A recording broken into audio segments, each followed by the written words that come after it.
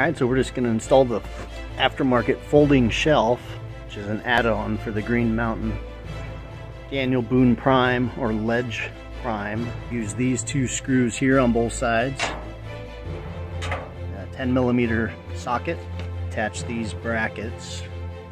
I would recommend taking out one screw first and then installing the bracket on just that screw and getting the threads started on that top screw first before you pull them both out. This will prevent having to realign the holes. Alright, so we got one. We'll go for the second one. Alright, there we go.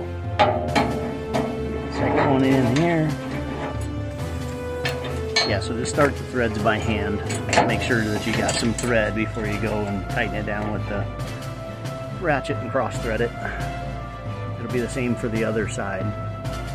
Once that side's on, we'll get to the shelf.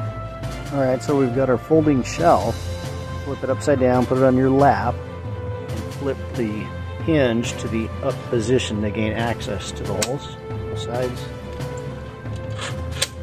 Another thing worth mentioning is that the two screws that hold on the brackets we just went through, make sure to put the up